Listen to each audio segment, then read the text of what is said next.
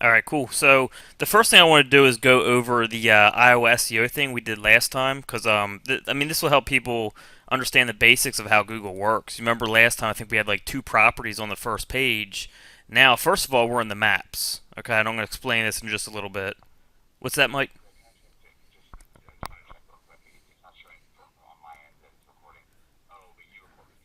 Yeah, that's the only way I know how, really. Actually, there's a start record. Okay, I did hit the start recording button on there too, just in case. All right.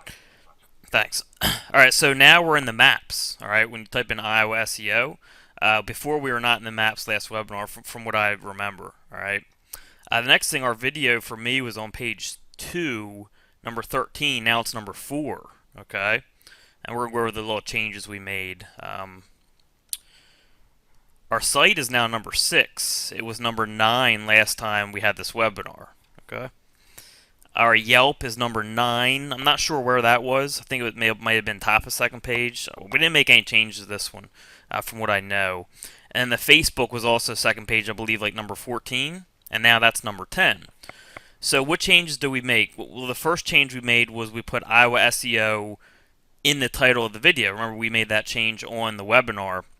All right, the other change we made was we actually put Iowa SEO in the content of the Facebook page. So we didn't put it in the title. I don't know if that was changeable or not. Joe did it, but we put it in the description. All right. So when you do these types of things, I predicted they may move up a little bit, may take some time. But what happened when we did that? Well, first of all, we hit the maps for that word. Okay. Our video moved up, our site moved up, our Facebook moved up. Everything moved up for Iowa SEO. Why? Because we now have these terms exactly in there. So not is this just going to help Facebook move up, but since Facebook is linking to our site here, that helps Google identify that our site's more about Iowa SEO. Of course, before we had Iowa City SEO, so we had Iowa SEO kind of more scattered throughout with a word in between. But when you actually put the exact word, it gives you more power for that, and then Google can give you that higher relevance, and they'll push up your site. Since this is linking to this, it's more relevant for Iowa SEO. Okay, and that's why this site moved up for that. Also, same thing here. We got Iowa SEO in the title now exactly, along with Iowa City SEO. So that not only helped the video bump up, but it also helps the site be more relevant for Iowa SEO. And remember, on the last webinar, we went over the three most important things: anchor text, then URL, and then title, and then description and other stuff like that, like content, like we did in the Facebook. So just by doing the less powerful things, just the title and description stuff, that moved our site up. So if we really wanted to move our site up even more, what would we do? We would send anchor text links to, well, the biggest movement would be send them directly to here, but if we want to stay super safe and send them to our social properties, that's going to be the most powerful thing we can do, opposed to sending them directly to the site, because anchor text is the largest determining factor that Google uses. So it's pretty cool that the third most powerful thing, which is title, and then the fourth most powerful, which is description, content, actually moved the site up, and of course these properties. Where if we actually sent links with anchor text, the most powerful thing, that would move it up even more. I don't know if we're even going to need to do that. Once we hit these other properties with iOS, we add iOS SEO to the content of these. And again, we should have done this from the beginning. But once we do that, I think that will naturally put the site up to number 1, maybe even number 2, because there is an EMD up here. It depends how well they. This is actually a OMG, or I found out. So it depends how powerful links they got going here and how well they do with the branding. But typically, if we just put Iowa SEO more in the content and titles of our properties linking to Iowa City SEO, this is not super competitive, so that alone should be able to bump it up. But if it was more competitive, I'd start sending links with anchor text Iowa SEO in them to these properties, okay, and that would bump up this right here. So hopefully that kind of helps go further for people into anchor text, URLs, titles, and all that. But it's pretty cool that just seeing just little title and description changes will bump that stuff up, just that alone. And then of course URL and anchor text we didn't even really do. So all right, so let me check some questions really quick. Make sure there's no big questions on this topic. Then we'll go back to general questions later on. Someone was asking, like, if you have like a brand like CottonGrammar.com, would you do a Facebook page with a brand in it or keywords? You can do either, but I mean, typically if you're building a brand, I would do the brand, and then you can just send links with with the anchor text you're trying to rank for more to them. I mean, that's just what I would do. You could typically do both though. Okay. Let's see. All right, some of these questions we hit on last time, so I'm going to go to the next topic. Yes, anchor text and social properties can have a big effect on the money site. Make sure you see the over the shoulder series. Over the shoulder series, 2015, it's in the members area. All right, or at least for the breakthrough members, it is. I'm not sure who else. Let me see if Mike's still on. He would know. Yeah, he is, but he might not be here. Okay, so let's go to the next topic, guys. We'll take questions at the end of the webinar. All right, the next thing is the penalty check I wanted to go over. Quite a few people messaged me and they said, well, my site didn't pass the penalty check. Can you double check it? Remember, guys, when I mentioned the penalty check thing, first of all, it's not 100%. I mean, it is very accurate from what I've seen so far. But I'm saying it's not 100% because a lot of people, some people don't know how to check quality of links. And remember, I mentioned that it has to have a good amount of quality links going to it for that to work. Okay, like it can't be like a brand new site with just a few links going to it, or that's typically not going to work. So does anyone have a site that did not pass the penalty check that we can share in public? And I'll actually do you can do a pretty big penalty, or you can do even if it doesn't have a ton of links to it, you can still do somewhat of a penalty check on it. Okay, spmmag.com.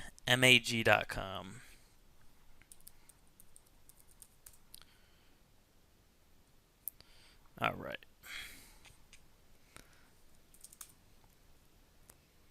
That passes the penalty check. All right, because that right there. I mean, we could go further. Check that. Yeah, it's number 2 for that. 726 results, not a ton, but it's still number 2. With this many results, they wouldn't allow it to rank on the first page if it had a big penalty on it. Let's see. KeensOrganicCoffeeNews.com.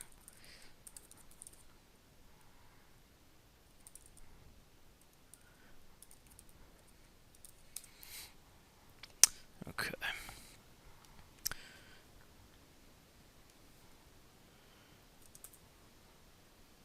Again, that passes the penalty check.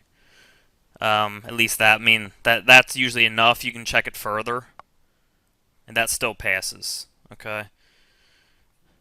So anyone have one that did not pass?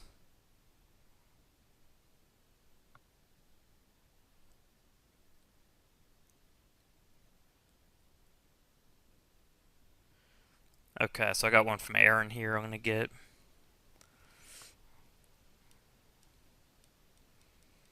And it's good to review this for people. Alright, New Start Personnel.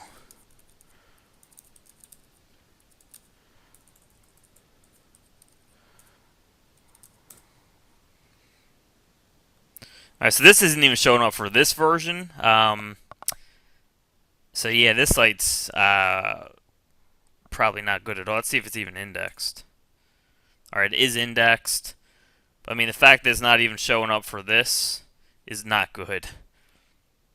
But I'm trying to get someone where the site shows up number 1 for this version, and then not number 1 for this version. So let me know if you have one. mlogic.net.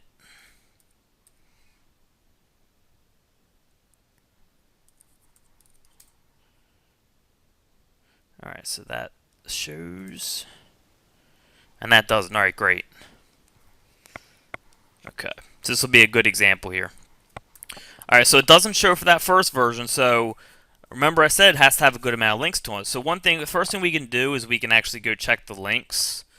We can see, how powerful are these links going to this site, how many links does it have. Because if it doesn't have many links, that may be the problem why it's not showing up. It just doesn't have enough power yet. And you can check with any aggregator. I'm just throwing it in here for now. Oh, and by the way, we're going to be going into PBNs lately. You see a message here. We've been having some issues with load balancers.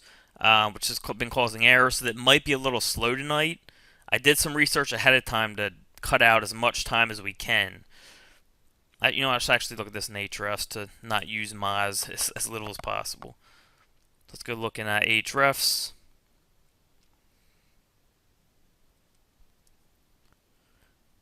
Alright, it has 25 links from 7 domains. So it's probably that this site just doesn't have enough power, is my guess. But there's a way that we can check this. This is actually going to be a good example. Alright, so whoever gave me this, thank you. Let me check who gave me this. Michael, thank you for giving me this one.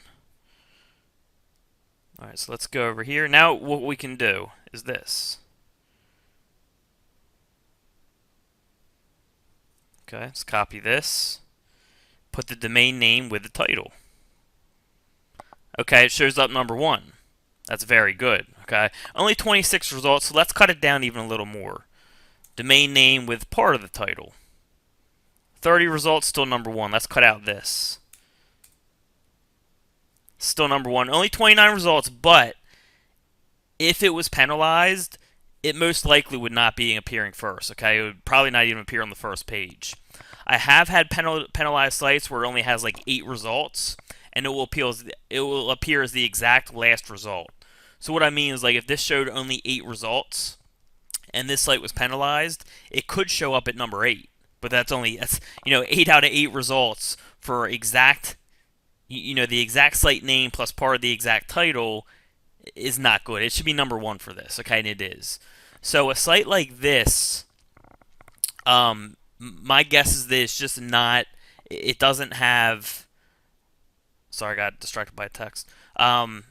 It just doesn't have enough links to pass, like this test right here. Oh, I'm sorry, I meant to do net. It just doesn't have enough power to pass this part of the test. But you can take the test further, and remember, you can just copy part of the title. Now, I copy a bunch of it at first, if it passes that, then I'll shorten it a little more. And we saw that with the domain name plus just dental guide, it passes. Okay? So what that tells me is that this site is most likely not penalized. It just isn't strong enough to pass the test that we were doing. Okay, so it's not a strong site. It's not going to give you much juice. So that's another good thing they can tell you. But it also tells us that it's probably not penalized, because remember, we talked about last webinar, Google will not let a site that's strictly penalized rank at the top of the search engines. They just won't. Unless in my case where there's like 8 results showing. There's 29 here, but there was like 8 and it was penalized. They might let it show at the bottom of the first page because it's the last of the results showing. But generally, they're not going to let it show at the top for anything when it's penalized with any type of strict penalty. Okay. So again, Michael, thank you for that one. I think that was a really good example for you. Does everyone get that? Everyone got the penalty thing and how to check? Good. Yep. Alright, cool. And remember, you can use that on client sites. You can use that. I always check my PBNs. Before I use my PBNs, I always do these types of checks. Alright, and I've had most of mine pass, but every once in a while, I'll get one where I miss something. Like I had one today that I did a check on like 20 that I put up on hosting, and one of them didn't pass. I missed something in the history of the site. There was a whole bunch of Chinese stuff. I did the check, and it didn't pass. I did the initial check like this. I said, well, maybe it's just not strong. I missed something with the links.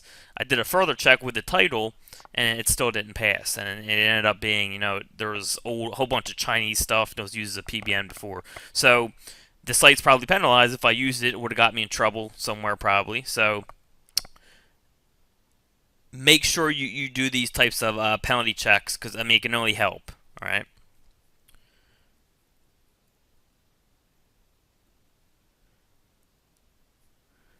I'm glad someone brought this up, actually. Someone wants me to check this one, sidhamedicine.net. What I'm noticing is when there's a dash in the domain, it's a little weird with this check, okay? So if you have dashes in your domain, it could throw it off a little bit. And then you, Spencer, you don't have a unique title, so it might not even pass the title check. But let's just do a check and see if we can get anything. Yeah, 468,000 results. It's just something weird about when there's a dash in the domain. I don't know why. But I've been playing with this for a long time, and every time there's a dash in the domain, it comes up. It won't show up nearly as high as when there's no dash. All right, so let's go back and try it with a title. And again, if you had a more unique title, I think this would actually it would work with the check. But since you don't have a totally unique title, this might be hard to check with the dash in there. See, this is even 2.2 million results. So the fact that it's not showing up on the first page or even second page isn't really telling us anything. We would need a more unique title. What we can try to do, and this is more of a rare case here, guys. Again, when you have the dash, it does throw this off a little bit. But let's go in here and let me try something.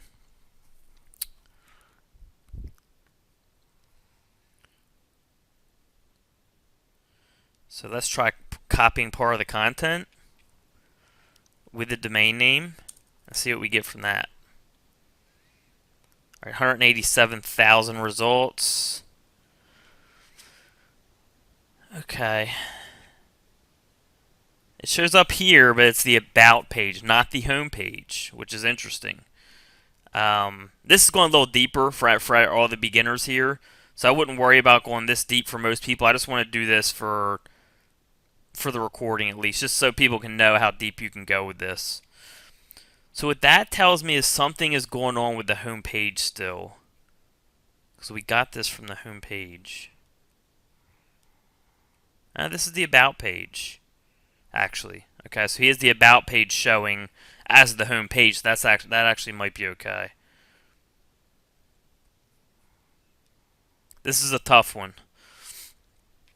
Let's see. Let's try one more.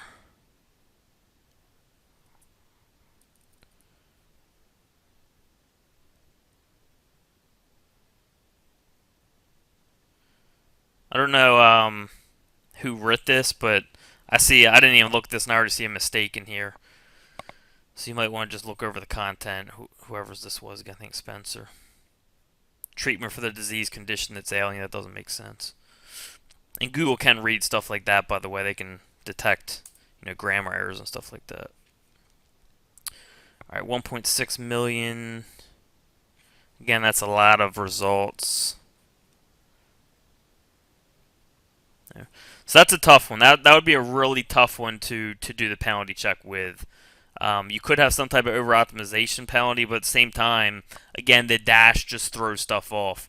So for now, until I look more into this, what I'm going to say is if the domain has a dash in it, this probably isn't something you can use to be too reliable. All right. If you had a more unique title, you probably could play with it. Because like for my PBNs, what I'll do is I'll do like weird titles just to do like a penalty check sometimes. So if it was this site and I wasn't sure, what I would do is maybe like this would be my title, the center hub for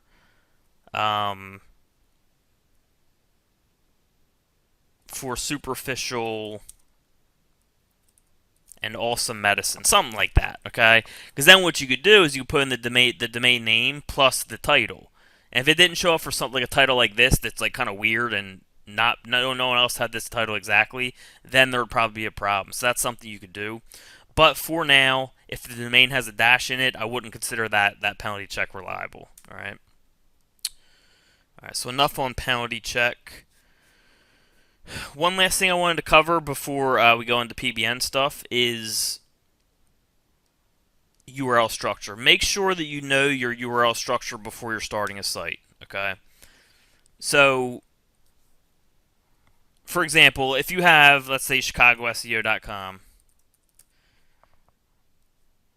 You're probably not going to do too many other topics rather than Chicago SEO because this site's about Chicago SEO. So whenever you have a site like this, never do this. Okay?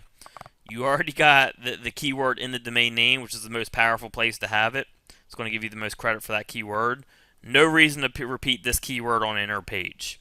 If you have ChicagoSEO.com, your target for Chicago SEO should be the home page. Never an inner page like this with an EMD or anything like that, okay? Because the point of this domain is Chicago SEO. That's what the domain's about. That's what the home page should be about. That's what the overall picture of the site should be about. Now, if you have more of a branded site like cottongrammar.com, then you have to decide your structure of the site before you get the site started. For example, for Cotton, maybe he's like, okay, I want cottongrammar.com, and I want this site just to be about Chicago SEO. So in that case, he would probably make the homepage rank for Chicago SEO. Okay, he would make his homepage title, Chicago, cottongrammar.com, Chicago SEO, whatever the case. But he would want to know that ahead of time, because if he decides to expand his site later on, that could throw a wrench into things. Okay. So if he decided ahead of time, okay, I want cottongrammar.com to be more of a marketing brand, where my homepage is going to be the brand Cotton Grammar. It's just going to be the marketing brand Cotton Grammar, and then inner pages are going to target specific cities. Well, the way I would suggest you set that up is, all right, what topics are you going to cover? What parts of marketing are you going to do? Web design? Are you going to do SEO? What are you going to do? Well, I'm just going to do SEO and web design. Okay. Are you sure? Make sure you're sure, because once you set it up, it can be hard to go back on certain things. So know the vision of your site before you start your whole URL structure, because it can be a pain in the butt to change later on. All right. So for example, if he was doing SEO and web design, at this point he didn't do a silo. You don't need a silo, but if you're starting from scratch, you might as well do a silo. So he would just do SEO as the silo, and then location here. Okay, and then for the web design, he would do web design and then location. Okay, that's the way he would want to structure his site. But you would want to know that from the beginning, so you're not changing things later on. Okay, now he currently has it like this, where he'll just do like Chicago SEO, and that's fine. It's just if you keep doing that for too many pages, you can end up getting an over-optimization penalty. If he keeps going like after hundreds and hundreds of cities, that could end up hurting him. So you typically want to do this version, if you're doing it from the start. I don't think when Cotton started this, we were doing silos as heavy. But this is actually a good example. So now, if he wanted to go back and change it to a silo, it would be a pain, and things could get messed up. So that's why you want to kind of have a vision, like, if you need something, if you're doing something that needs a silo, do a silo, because, like in Cotton's case, if he wants to now, like, expand into hundreds of cities, it's going to be a little more of a problem, because he's going to have to keep doing it like this. He's going to keep repeating SEO on his inner URLs, where he could just have it like this, where it's actually like a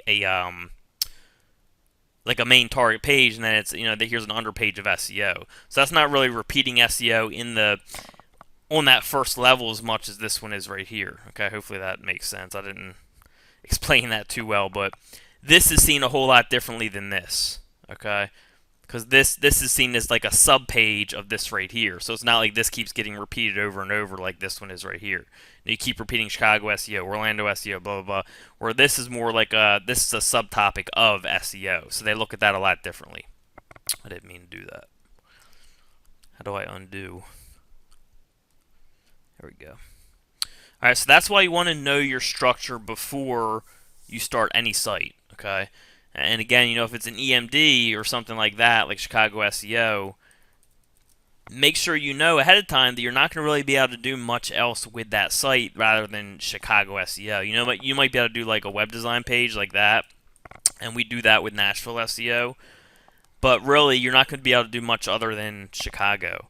And if you have chicagoseo.com/Orlando, and then you cover Orlando SEO here at this URL, it doesn't really look right coming from chicagoseo.com. So before you start a site, just know it's what you want, and it's how far your project is going to go. Because like for this site right here, if you say, hey, I want to start chicagoseo.com to go after Chicago SEO, and then later on you decide, well, I also want to go after Orlando, you're going to start a whole new site. All right, so just know that that's what you want to do. You want to start a new site for each city, rather than like building a brand and then doing SEO on inner pages, which would actually be more like this. Then you can add web design later on if you do that structure. Okay, so that's a little bit about structure there. Any questions about that before we go into PBNs?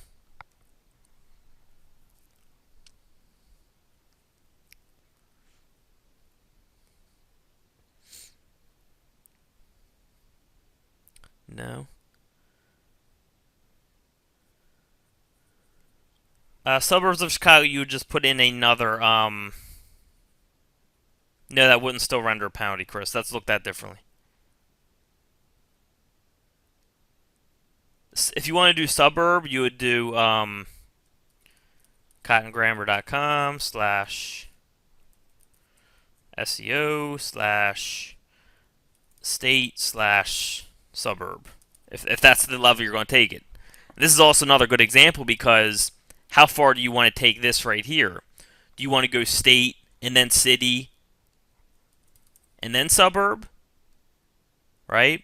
Because if you do it like this, state suburb, and then you decide, well, I also want to do city, that could kind of throw off the structure a little bit, right? So just know how deep you want to go into a site before you start it. But typically it's going to go down. Here's the main topic. Then the next biggest, it would be a state. The next biggest would be a city. So if you want to take it all the way down, then the next biggest would be a suburb. So you're kind of working your way down.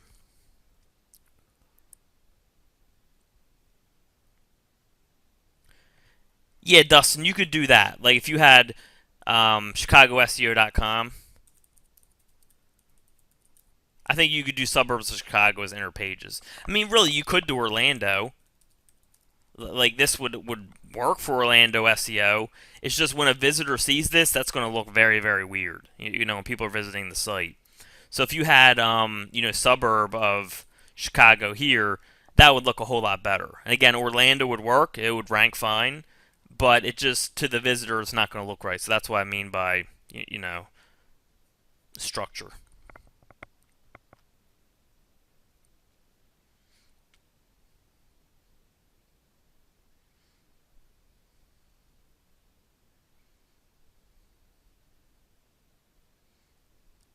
All right, good question here. They said if I had siteseo.com, would I do SEO / state blah blah blah? And that's actually a really good question. Me personally, if I had SEO in the domain name, I wouldn't repeat it in here. Okay, you don't need to.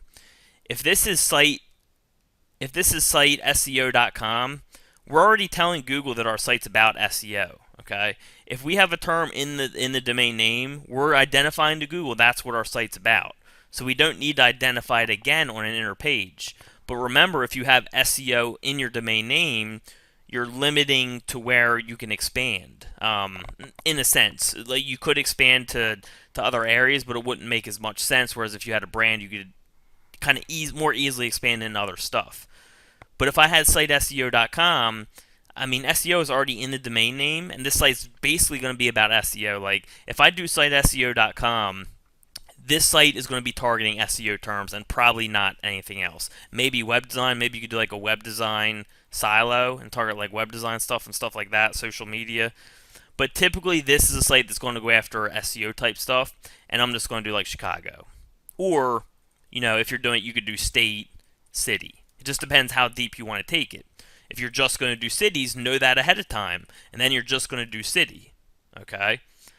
If you're going to do state and city, again, make sure you know that ahead of time, then you can set it up this way. And that's why it's important to know this ahead of time, because if you set it up this way at first, you're like, I want to go after cities, and then you decide, oh, I also want to go after states. Well, then you're in a little bit of a pickle, because then you got to kind of set it up this way. This is the best way to set it up, but you already have your city set up like this. So you're going to have to do 301 redirects, and things can get messed up when you do that. So just know ahead of time that I want to do state and city, okay? Or if you just want to do city, know that that's definitely what you want to do, because you don't want to end up doing this and then having to change it to this, because then you're going to have to change URLs around it. It can be a mess.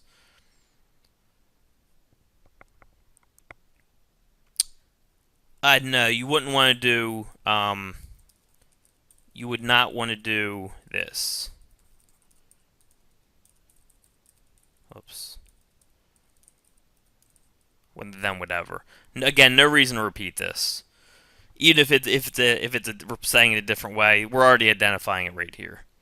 If you want to take care of this keyword, do it in your title or in your description or something like that. And I'm not saying you can't do that. It's just I personally would not do it. It might work all right now, but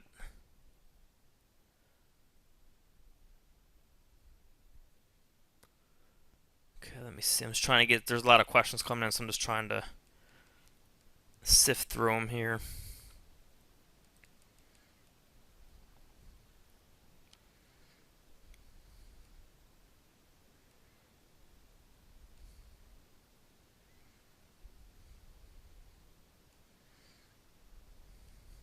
And then going back to this, guys, remember, whatever the URL is, it determines what you can do with your anchor text. Like, if you do cottongrammar.com, and you say, I would just want this site to be about SEO or about Chicago SEO, you're going to optimize your title for Chicago SEO, and then you can be more aggressive with your Chicago SEO anchor text going to cottongrammar.com because the keyword is not in the domain name.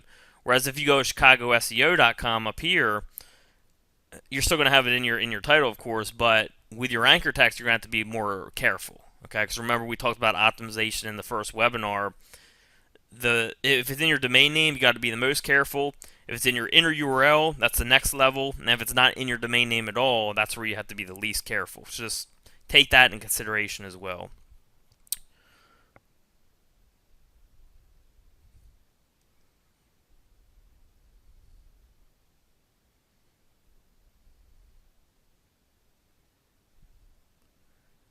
You could use subdomains. I think Derek is here and he actually mentioned that.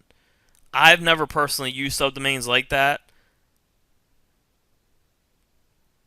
but I believe Derek has, and I know you can do it. I've just never personally done it. But yeah, you can use subdomains, absolutely.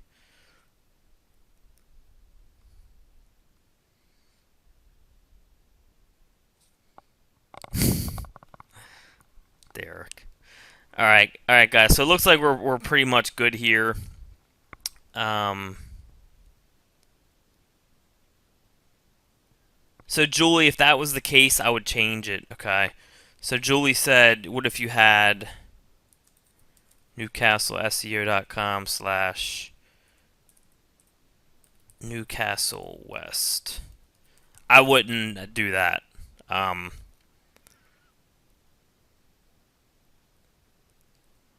What I would do is just make it West. It's not that you're going to get over optimized here, definitely, but that's going to greatly increase your chances. Alright, so what I would do is I would just make this West, and then take care of it in the title. I'd say, Newcastle West SEO. But repeating a word like that's that long, or that specific in an inner URL can really hurt you. You're going to have very, very little wiggle room with the rest of your optimization, which would be anchor text and other on-page factors.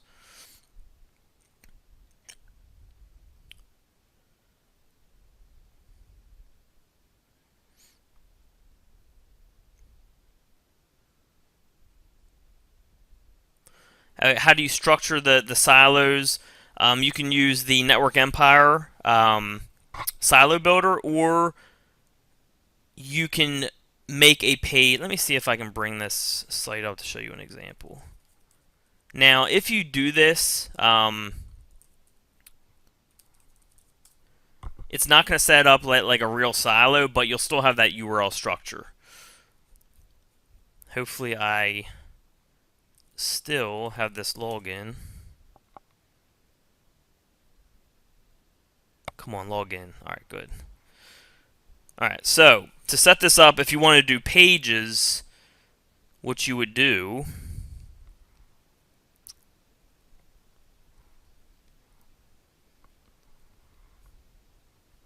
so let's do a new page. So let's say we were setting up, like I want to do DelawareMoneymakers.com, then I want to do an SEO. This will be where all my SEO stuff is. Okay, so I'm going to go ahead and publish this.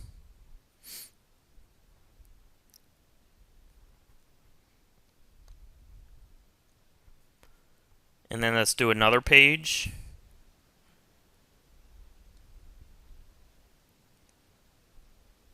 Let's say I wanted this to be Chicago SEO.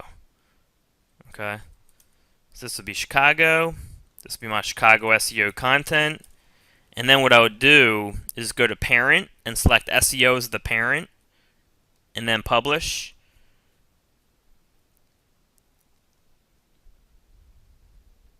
And then you see right here it's set up SEO/Chicago. Okay. If you wanted to do post for some reason,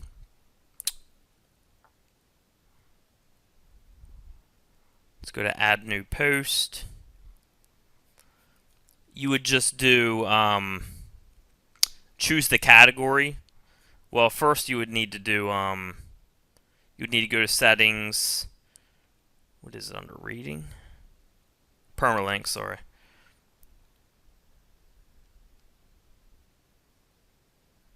So you can do it that way without a show with the pages, or you can do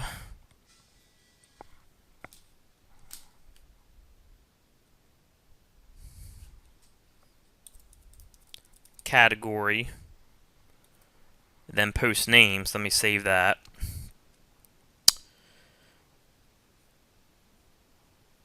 And then if we go to post, add new. Let's say we wanted to do, like a smoking topic, since I already have that category here. So I'll click the smoking category. If you want to do a new category, you would just do add new category. And then this one, if we wanted like e-cigarettes, or let's say e-cigs, e-cig content would be here. Oops. And publish. That's going to come up the same way, because you see here, smoking/e-cigs. Okay, so you can do it both those ways. Again, you're not going to have like the silo structure on page, like the proper silo setup. You don't absolutely need that to rank. I have plenty of sites that are not set up that way. They rank totally fine, but it is going to help you in the long run if you have that silo set up on page, and that the Network Empire Silo Builder helps you do that. Okay, but if you can't afford, I don't remember what the price is. I think it's like maybe $30 or something. If you can't afford it, you can do it this way. I recommend pages more than post. Just the way that I showed here, where you would create a page, an SEO page would be your SEO page. And anything you create under that SEO page, you just choose SEO as the parent page, and it will set it up in that structure. Okay.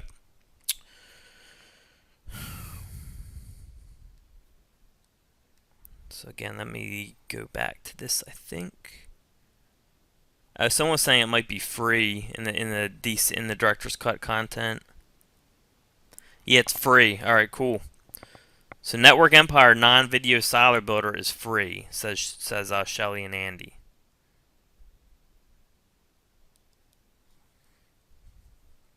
All right, so you get that for free.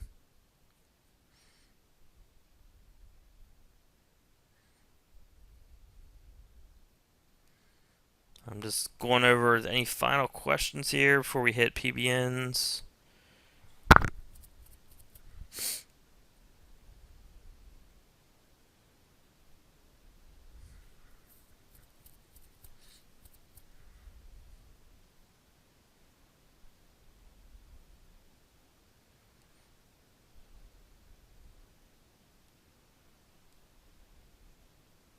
Okay, cool. So let's move to PBNs. Remember, I always have my my coaching webinars Monday, so you guys can always hop in, ask questions, any more questions you have about this on there. But I just want to cover the basics here at least. So, as far as on page, guys, the main thing I look at on page, to be honest, is keyword in the title. Variations of the keyword, maybe an H1 tag. So if I have like Chicago SEO in my title, I might have like Chicago search engine optimization or something like that in an H1 tag, or like bolded somewhere, something like that. I don't repeat the keyword too many times, maybe a few times throughout the page, depends how many words there are. Other than that, guys, I don't worry too much about the on-page stuff. The main thing I focus on is the URL structure, the anchor text, the title. Other than that, I might just play around with stuff on page, like, maybe I'll try putting more LSI stuff on my page. And LSI is just like, it's a different way of saying the same keyword. Again, like for SEO, it'd be search engine optimization, or reverse, like if you have Chicago SEO, SEO in Chicago. So I'll play with stuff like that, but typically what I do is I just let the article read naturally, make sure my keyword's on the page a couple times at least. I make sure I have variations of the keyword on the page, and that's it. Sometimes I don't even do H1 tags. Like, I don't worry as much about the on page. That's something more you can play with as you go on. I can just tell you the most important things is just focusing, making sure you got your URL, your anchor text, and your titles correct. And then just make sure the keywords are on the site, and then variations of the keyword are on the site, like LSI stuff, okay? I'm not saying H1 tags and all that other stuff doesn't help. It does. But that's something you can play with later. It's very easy to change. URL and anchor text, on the other hand, that's something you kind of want to get right from the beginning because it's not as easy to change. URLs, of course, you can change with 301s, but that gets a little confusing for people. Anchor text, you can change, but it can be a little fishy to Google, and weird things can happen. So those are really the two main things that you want to get right from the beginning, all right? Stuff like title and your on-page stuff, that's very, very easy to go in and change and play around with. But, the basics for my on-page, again, keyword in the title, and then variations of the keyword throughout the article, and keyword in the article, just not too much. Make sure it just reads naturally, okay? The longer the keyword is, the less I would have it. So, if you have, like, let's go here. I'm sorry, the longer the keyword is, the more you would probably have to worry about keyword density. So if you're going after how to lose weight for women over 40, having this be like let's say like 5% keyword density is a lot different than having SEO be 5% keyword density, because this is a longer keyword, okay? So you can't get away with using it as much, whereas this right here, you can go get away with using it a lot more because it's a more commonly used word, so it's allowed to be in there more often, okay? So those are the little things you want to be aware of. Like if it's a longer keyword, if it was like this keyword right here, I'd probably only put it in my article once, maybe twice, and that's something that I would play around with. Whereas if it's SEO, I'm not really worried about having a higher keyword density for something like SEO. Whereas something like this, I would be worried about 5%. Even SEO, I wouldn't want it 5%. I'd probably keep it anything. Even something like this, I'd want down below like 4%.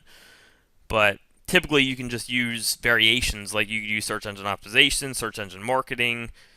There's no reason to have it be up 5%, but typically 5% probably wouldn't hurt you for SEO. But I still try to keep it around like 3, okay? But then again, a keyword like this, I'm only mentioning this maybe once or twice in an article. Okay, so you want that to be like 1% or below if it's something this long. All right, but again, on page, not much to it in my opinion. At least with the stuff I do, I don't put that much attention on page. I just make sure I got my URL right, my anchor text, and I'll play with my title and my content. Okay. So I just wanted to throw that out there about one page, because I know a lot of people have questions about that.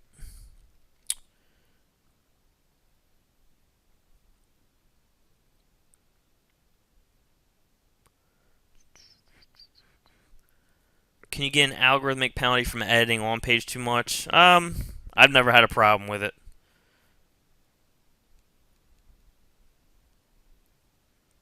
And I'm talking about the title that shows up in Google. Okay. I mean that's what's important, is what's showing up in Google. And I always use Yoast or all-in-one SEO to control that.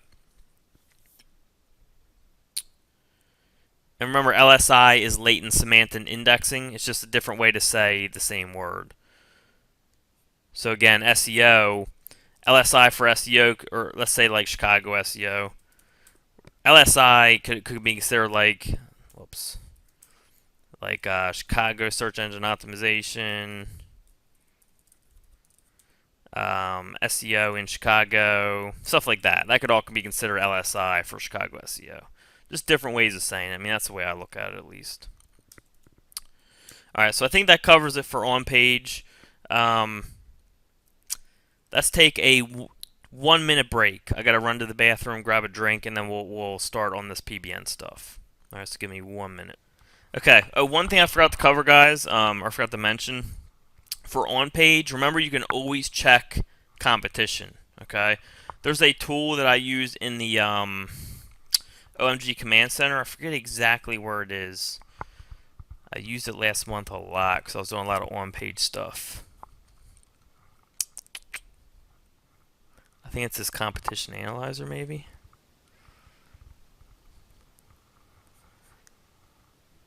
Yes, this is it. Okay, so what this will do is it will get. So let's actually do like Chicago SEO. I forget how long it takes.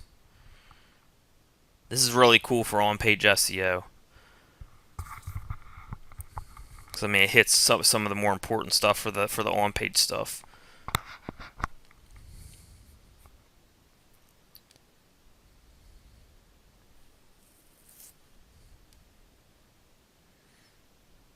All right, here we go.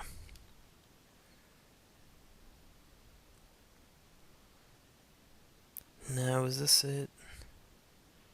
Okay, yeah. So does keyword hit exist in the header tag? Does keyword exist in the meta tags?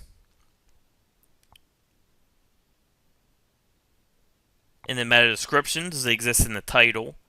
Does it, the total links, Moz external links, page authority, all that stuff. But you can use tools like this to see, do they have the exact keyword in header tags? Do they have the exact keywords in their meta description? Do they have the exact keyword in their title? Okay, and you can see all the top 5 sites do. Right? We've talked about how important title is. Okay, if these guys right here, they have SEO Chicago. I bet you if they changed to Chicago SEO, they'd move up. Actually, design and what's this site called? Design and promote. I bet you they rank better for SEO Chicago than they do Chicago SEO. And it could come down to their anchor text, but let's go see.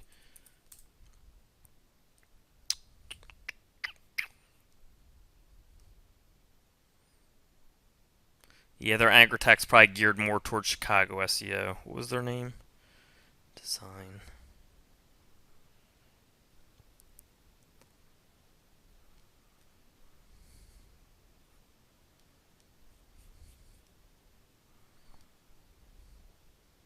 Oh, here they are right here. They actually rank worse for it. So their anchor text is probably geared more towards Chicago SEO. But if they change their title to Chicago SEO, they'd probably move up for that term a little bit if they had that exact term. All right, but the point here is what you can do is you can use a tool like this to see what the top people are using for that keyword. Again, do they have it in header tags? Do they have it in meta description? Do they have it in meta keywords? And I can actually get Colin to add to this and see, are they using it for their pictures, like the file names for their pictures?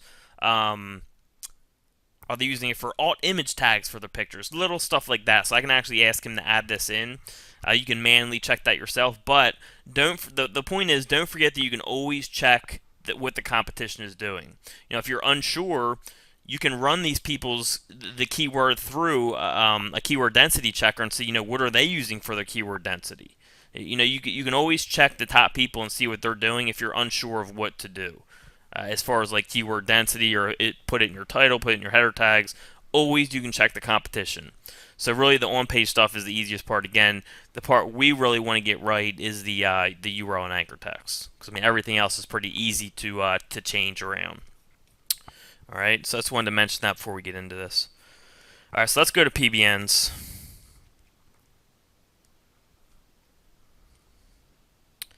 And again, Moz has been having a problem. It's right here. It says, does SEO look wacky? We've been having some issues with load balancers, which has been causing OSE to throw some exciting errors.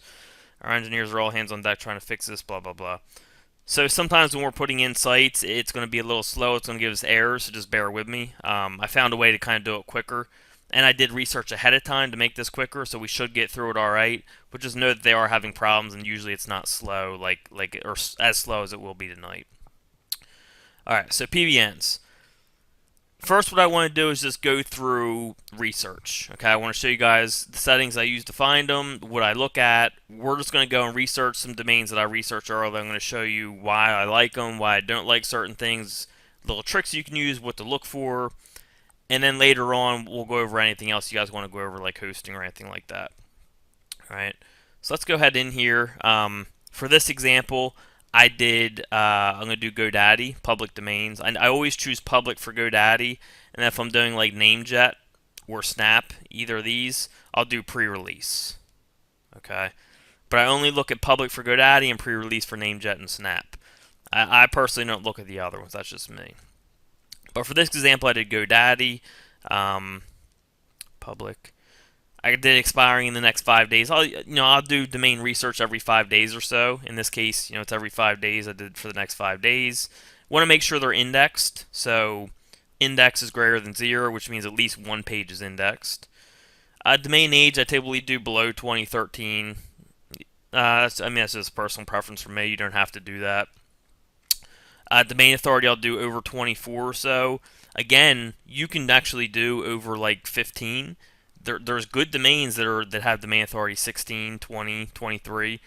I personally just stay above 24. I have a little higher budget, but don't think that you can't find good domain names that are in the 15 to 20 range. Okay, and we'll kind of see that as we go throughout. So when I did this, we got 1,022 auction domains, 7,000 expired, 968 expiring. I usually just look at the auction myself. There can be good domain names in here, but I typically look at auctions. So that's what we're going to look at. And I also use, as you can see, Register Compass. It's $37 a month. You can use other tools like expireddomains.net for free, but I just think with everything that this tool gives you, it's well worth the price tag. All right. So it made me re-sign in because I've been logged out. So I'm just going to go click this again. And then this is the same filters I just showed you. It was already saved.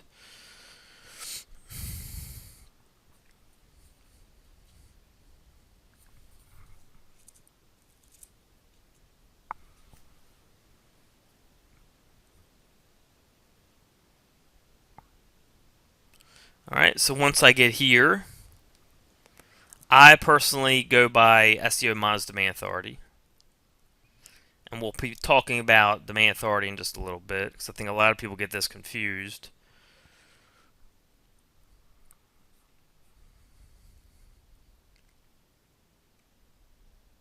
What that's going to do is going to organize the sites from the highest domain authority to the lowest. Alright, and the first site here has 58, so that's the highest domain currently on the market for the next 5 days, has a domain authority of 58. So when I'm looking at domains, I always look at the whole picture. Okay, I look at the domain name, the topic, I'll peek at the price and the PR, domain age, and then of course the domain authority. You got to kind of put all these things together when you're getting the initial assessment of a domain. Like for this one, I'm looking, okay, it's gettinghotinhere.org. It says in the science and environment market. Okay, that goes together. Okay, it's gettinghotinhere.org is something that would typically be in the science or environment department. It's gettinghotinhere.org, something about that. It's probably something with like global warming or something like that. All right. So the next thing I'm looking at is its domain authority 58, PR6. That all looks really good. Okay. So that's the good news. It's a good, looks like the domain fits the topic, showing a high PR, showing a high domain authority. Okay, so that's all good. I can tell, just kind of from looking at all this, that this is going to be a good domain, and it is, because I already did the research. But when I was doing this research, I could tell that this was going to be a good one. Okay, now the bad news for this one is anything that has high domain authority and high page rank showing, it's going to go for a high price tag. All right, so that's the bad part of this domain right here. The good part is I know it's going to be a good one. I know it's going to be powerful. The bad part is because it's showing high PR and it's showing high demand authority, that's going to attract a lot of attention. So it's going to go for a high price. All right, so you can, I'm just kind of telling you this so you can know this stuff ahead of time when you're looking at a site. Like, look at the whole picture. We can tell this is going to be a good site, but we can also tell it's going to go for a lot because it has high PR and high demand authority. And just to throw it out here early, a site does not have to have high PR and does not have to have high demand authority for it to be a powerful site. I can find sites just as powerful as this one, showing much lower PR and showing much lower demand authority. And we'll actually find sites maybe not this high, but similar in power later in our research. All right, so when I bring this up, I'm just going to do the initial assessment here, and we'll bring it over. All right, so when I bring up the links, I always go and look at the links initially in OpenSite Explorer just to make sure that it's a good site. I'll look at a few of the links. First link, wow, from nasa.gov. I mean, just seeing that first link, I can tell you it's going to be a great site. Page authority 73, demand authority 98. That is huge. Okay, that's a huge link right there. The next one is from citizen.org. Again, page authority 70, demand authority 83. That's huge. Okay, and you get the gist of this more as you move through more and more sites analyzing. linktv.org. Again, high page authority, high demand authority. NASA.gov again. But I can already tell just from these first few links, this is going to be a great site. So what I now do is I copy this site and I throw it in here. And I already did that. It shows up down here. Here it is right here. And this is the OMG Command Center. To get here, you just go to Domain Research and then Backlink Explorer. And by the way, you don't need OSE. Okay, you don't need this. This is actually kind of built into the Command Center. I think that this isn't the Site Explorer right here. I just use OpenSite Explorer because it's a little quicker. It's a little easier to show people in a presentation like this. But you don't really need this and this because this is kind of built into the OMG Command Center. You can throw it in here and then throw it in here. But I always use the Backlink Explorer. This is the tool that I had Colin specifically build for me for my domain research. Then we gave it to OMGers because it allows you to get a whole picture of the domain. So the process is, first you're looking at the whole picture. This is the initial assessment. Okay. Well, the first assessment is organizing it by domain authority. That kind of gives you that initial filtering process. Okay, high demand authority. But just because it has high demand authority doesn't mean it's a good domain. Okay, but that's just the initial filter we give it. The next thing we're doing, so the first thing we do is organize by that. Well, actually, let's go back. The first thing we do is organize by this stuff up here. We make sure it's indexed, domain authority over 24, domain age below 2013, all that. That's the first step. The next step is bringing up those domains and organizing by domain authority. Okay, so that's the next filtering process. The next step after that is looking at the whole picture on this stage. So we're looking at the domain name and the topic. Okay, that can give us a lot of information. And then we're looking at the page rank, which is not everything, but it can tell us certain things like how much the site may go for. And if it has a higher PR, there is a better chance of it being a good site. It doesn't mean it is a good site, it just means there's a better chance of that. So that it just gives us information. And then, of course, we're looking at domain age. The older the site, the better. And then, of course, domain authority. You kind of want to put that all together. Again, our initial assessment, this is probably going to be a good site, looking at the site name, the topic, the PR, the SEO buys, demand authority. It all goes together to show us it's probably going to be a good site. So we take it to the next stage. Let's take a look at the links. All right, the initial links I see are great. So guess what I'm going to do? I'm going to take this site and I'm going to throw it in the OMG Command Center in the Backlinks Explorer. When we do that, it takes about 10 minutes, but I did it ahead of time for you guys. When we do that, we can see everything in one screen, like the whole big picture. So let's go ahead and open this up. Alright, this is going to show us a whole ton of information, okay? Like how many, we got 6 PR10 links. We got 16 PR5 links. We got 31 PR4 links. And again, PageRank is done, like they're not updating it anymore. But at the same time, it's still something we can use to gauge the power of links, at least for a little while to come. Okay, it's not everything, but we can still use it to gauge. This is another big thing I look at, the Alexa breakdown. We got 79 links that are from top 10,000 sites. All right, 72 from these. This is a very, very powerful site. I can tell you just from looking at this information. And then we got the actual links down here. I'll usually organize by page rank. Then just kind of look at like where they're coming from.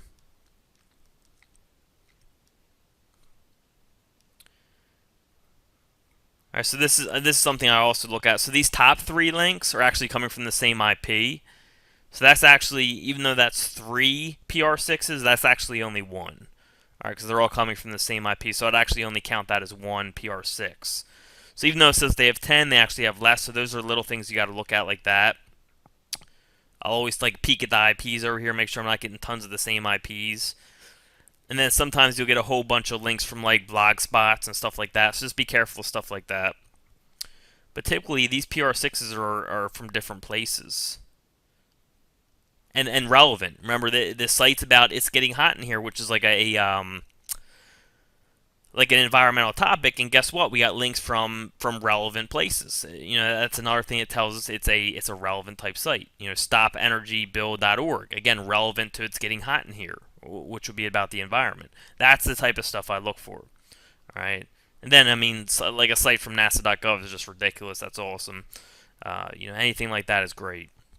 All right, so this site right here definitely would bid on it. You know, it's definitely worth bidding on, but just know it's going to go for a high price. You know, this site might go for a couple grand, maybe more, depends who's bidding. But I just want to show you guys at least the initial process for a site like this. Again, we already knew ahead of time.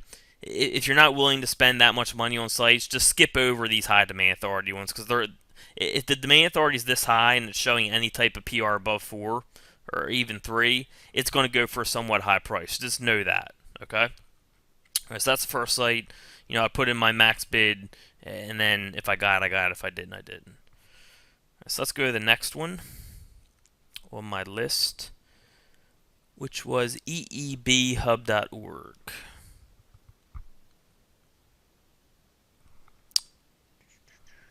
Again, I just did this ahead of time so we don't have to go through a whole bunch of domains on here.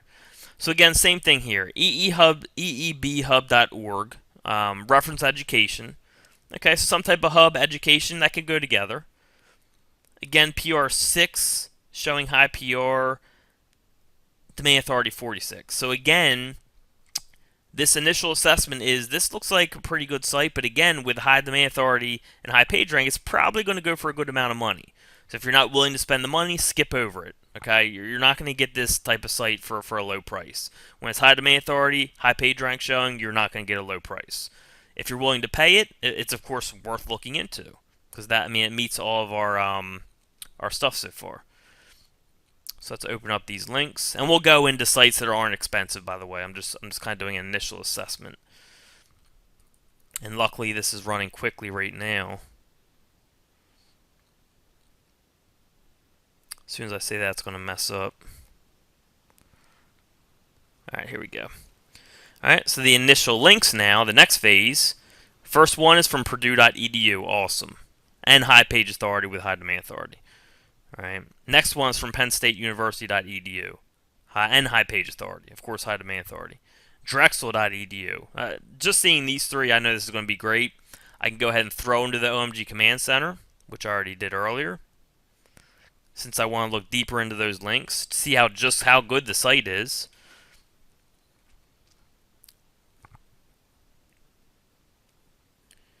And we got a PR6, 2 PR5s, 8 PR4s, 15 PR3s. And then Alexa, 10 in the top 10, 7 in the 10,000 to 50,000, blah, blah, blah.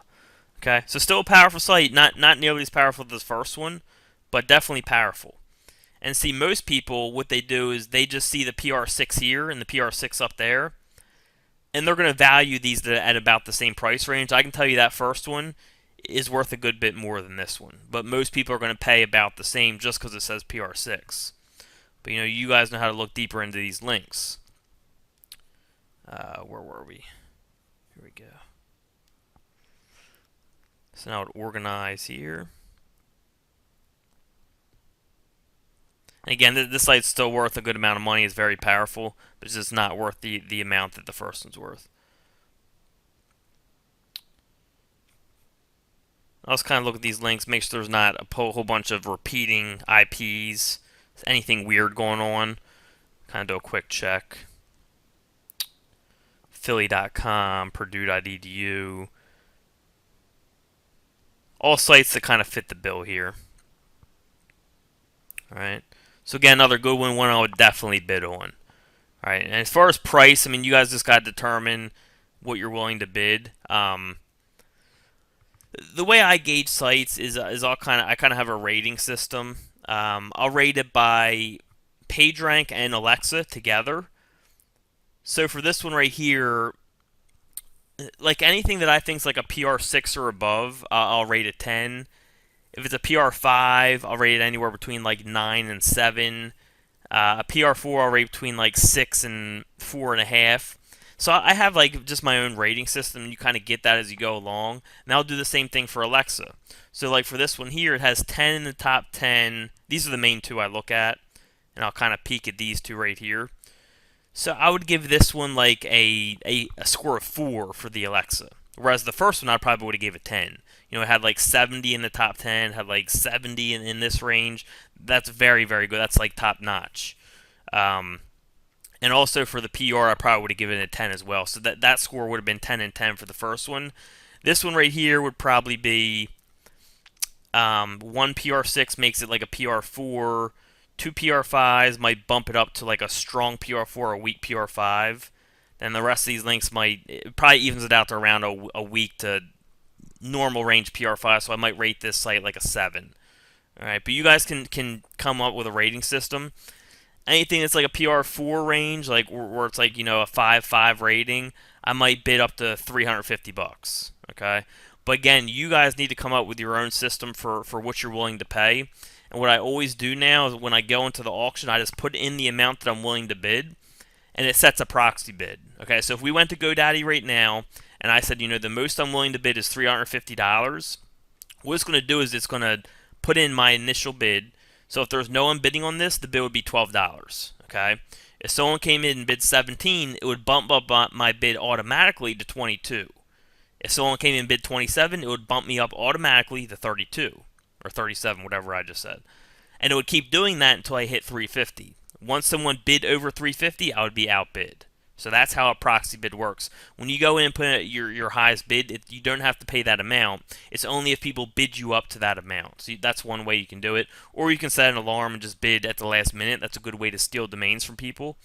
But typically with my time, I don't do that anymore. But you can still use that, and it does work well. I used to do it a lot. All right, so, but as far as pricing, I know there's going to be questions on that. You just got to do it yourself and just come up with your own rating system. There's no way for me to like tell people what to expend because I don't know people's budgets. I don't know people's situations. That's just something you're just going to have to figure out with time and researching sites. All right, so let's go to the next one. So this next one, teambio.org, I got written down as a maybe. Okay, it's Domain Authority 41, so let me go to the 41s. Alright, here it is right here. So teambio.org, okay, I like the domain name.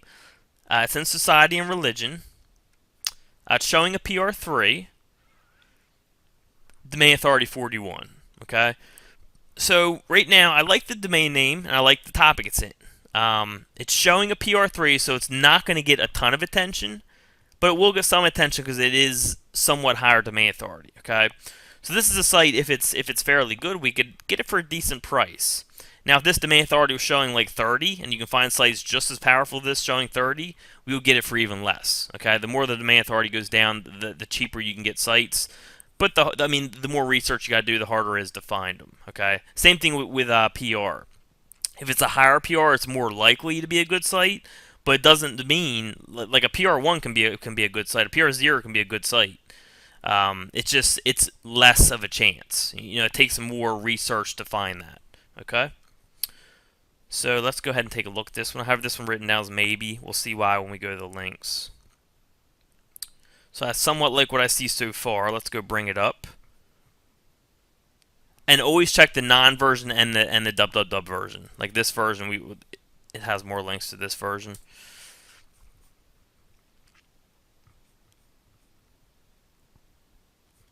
All right, so we got 60 root domains. And that's another thing you can always look at, guys, is this initial assessment here as well.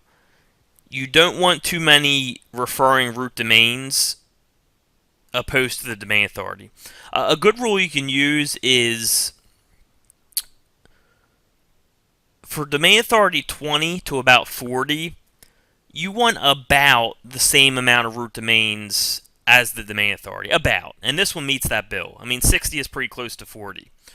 What you wouldn't want is a 41 domain authority with like 500 root domains. That just spells out spam. Okay? You want this number to be relatively close to this number, especially if it's in like 20 to 40 range. When you get above 40, it can really vary. Like you can have like 50, domain authority 50, then have like 250 root domains, and it'd be totally fine. So once you get above 40, that kind of goes out the window. But typically between domain authority 20 and 40, a general rule you can follow is you want about the same amount of root domains as the domain authority. In this case, this is close enough. 60 is fine. 100 would even probably be fine. I'd want to look a lot closer. But I can tell just by looking at the domain authority opposed to the root domains, that's a good start. That's a good amount of root domains for this domain authority. All right. And that's just a general rule. It doesn't mean if there was like 200, it would be bad. It's just generally you want it in that range. All right. It's just safer. More links can mean more problems. Alright, so first links here from blogspot.com. Not bad links, but I don't typically love it. Then we got weblogawards.org. So I'm unsure of that, but it's got high page authority, high domain authority. So I like that. But I don't know what, like weblogawards.org, I don't know what type of site that is. We got FeedBurner, WordPress. Anything with Blogspot and WordPress, it is just easy to get. Looks like they built the page authority for these, so that's good. Alright, cafepress.com, 4692. A lot of Blogspot stuff. tblog.com, so a lot of like blogging type stuff. fatladythings.us, not great domain authority, page authority. So this one I'm unsure of. This is one where it's really good to throw in the OMG command center, and let's take a look at the bigger picture. And that's why I wrote maybe next to this one. I'm unsure on these links. Like these titles are a little weird. All the same anchor text. Generally the same anchor text. So this is one that I want to look deeper into. All right, and we did that with OMG command center. Let's bring it up.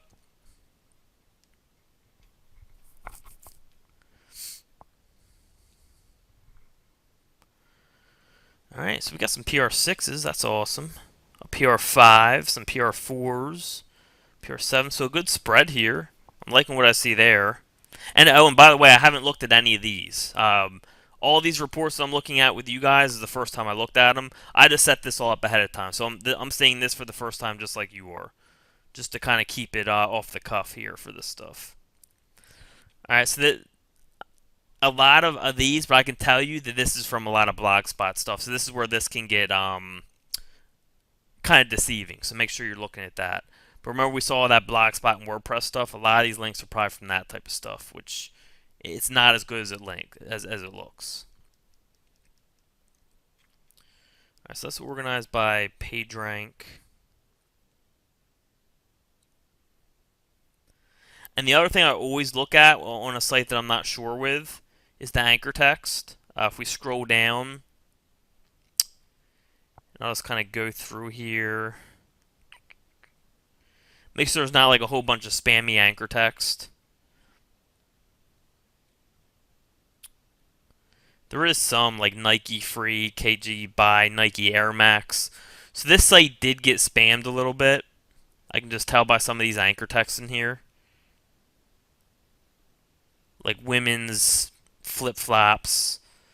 A lot of like shoe stuff you see and like handbags. And of course like Viagra stuff is spam. Site Air Max. So this site has been spammed a little bit.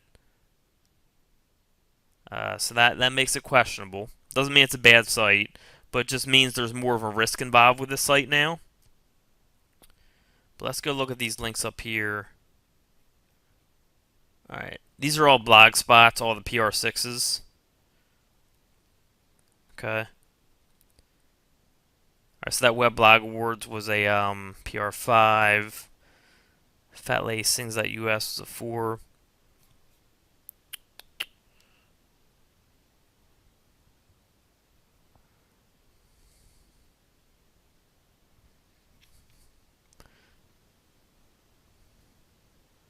A lot of Blogspot stuff. But at the same time, they do have a lot of stuff that is relevant. So this is a really good example. In a site like this, you got to make a decision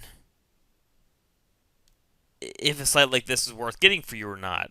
There's going to be a little bit of risk involved because there is some anchor text that was spammy. The site has been spammed a little bit, but at the same time, it has a lot of high quality links going to it.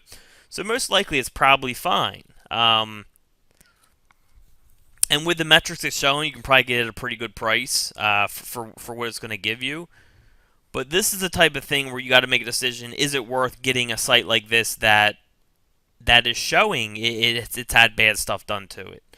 And also, it has like a lot of blog type stuff attached to it, not like a lot of natural, like a natural sites, like stuff like this. Stuff like this, like normal sites, not stuff like Blogspot and WordPress. I mean, those links are easy to get. Anyone can get those types of links and juice them up. I typically like getting, more sites that have links like this, like just normal websites. But at the same time, this site would probably power you fine. It would probably wouldn't hurt you at all. It would probably help your rankings. But the decision you got to make is it even worth taking that chance? Because there's so many domains out there that have absolutely no negative stuff attached to them. Do you even want to get into this stuff? And that's, again, a decision you got to make. Would I get this site? I know I'm going to probably be asked that question. Probably not.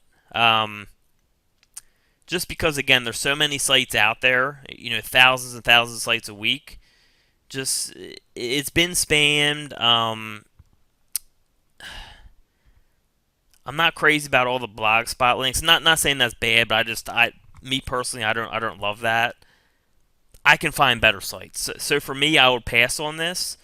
But at the same time, if I got this and I turned it into a PBN, I can almost guarantee you it would do well and it would move a site. But I just don't want to take that chance when there's so many other good sites out there. Okay? Alright, so let's go to the next one. That was a maybe. I'm going to turn into a no, so I probably actually wouldn't have bid on that. But again, if you bid on this and you got it, it would probably work just fine. It just depends if you want to take the risk or not. Alright, so the next one, alright, alafasi.com 39. This is a foreign example. So we're getting into different types of examples here. Again, I did this research ahead of time. Alright, we got alafasi.com, society, religion.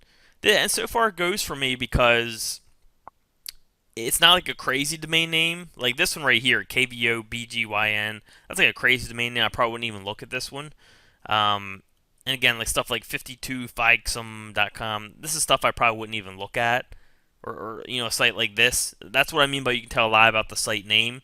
This one right here, it seems like something that could have been like a brand or something like that. It seemed like something that was like, could have been a decent site. And I like the topic it's in. It's showing a PR4 with domain authority 39, so that's good. It's old. So let's go take a look at it.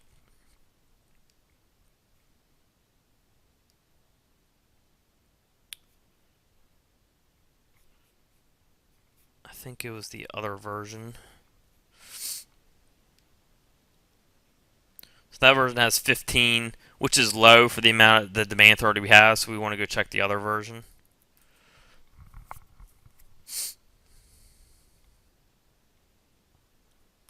Alright, 242. Remember what I said before.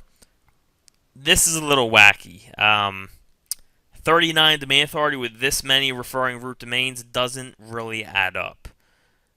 Either it's spammy or there's a lot of no-file links. Or just a lot of weak links, which we don't want. Alright. So the first thing I see is a Wikipedia entry, and I do like that. Alright, that's always a really good sign. But then from there, we have a whole bunch of foreign links. Okay, like stuff like this, sites from other countries. Whoops. Foreign anchor text. It looks like this site was like for another language. And the reason I brought this up as an example is there is certain sites like this that I will look further into. This one I probably wouldn't. There's not super high domain authority, page authority. But there is certain cases where there's sites like this where I will look further into it, especially with the Wikipedia link being first. If it was in Wikipedia, I'm always interested because it could have been a decent site. And that's why I decided to take it further into the command center. So let's just go take a look at the command center. If that Wikipedia link wasn't there, I probably wouldn't even look further. But there is certain sites like this where just because of one link like that, I will take a deeper look. And you can find some gems like that sometimes. So let's go take a look.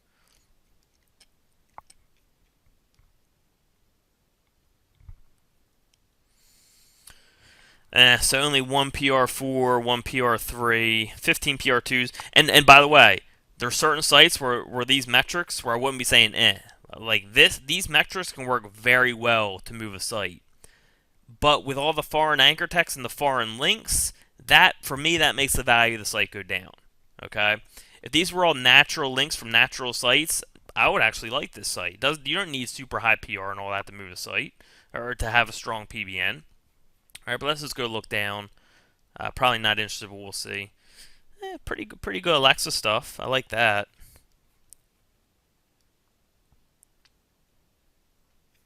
Let's go look at the page rank. Or the higher page rank and see where they're coming from.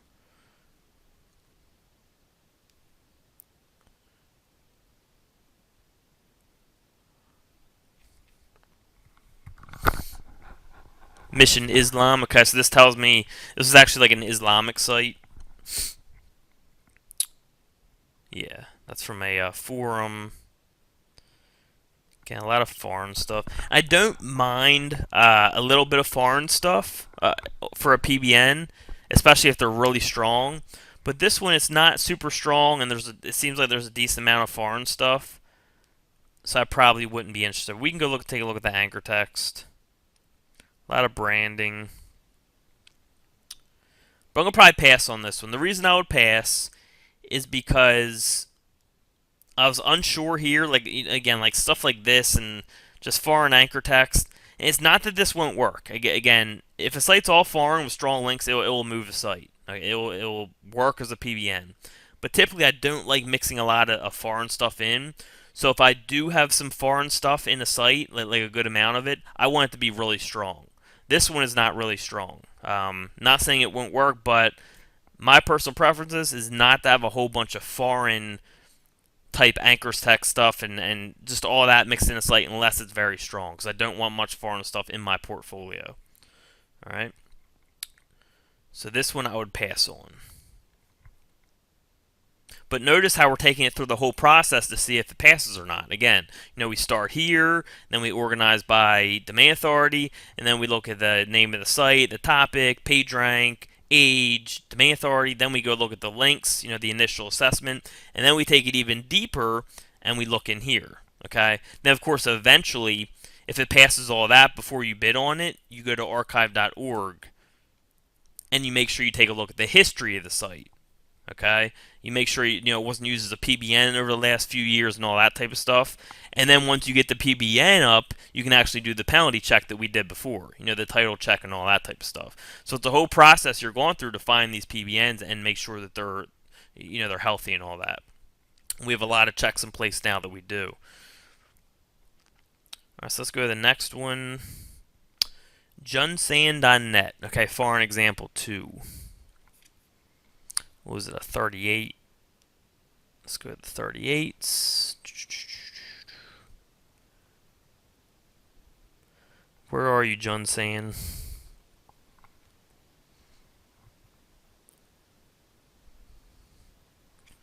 Let's go to the next page.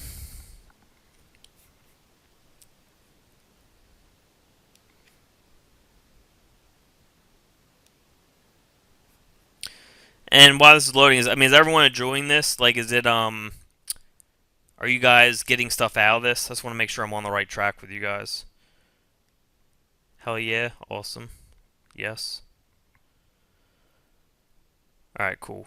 I just want to make sure that you guys aren't bored here with how I'm doing it. Because, I mean, this is exactly how I go through my process of finding domains, making sure they're good. This is the whole process I use, everything I look at, so. Alright, cool. So everyone seems to be into it. So I'm going to keep going.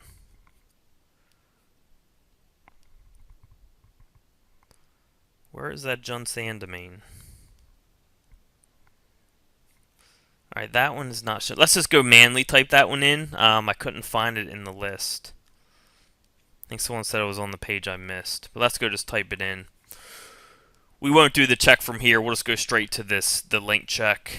And I just want to show you guys something with foreign.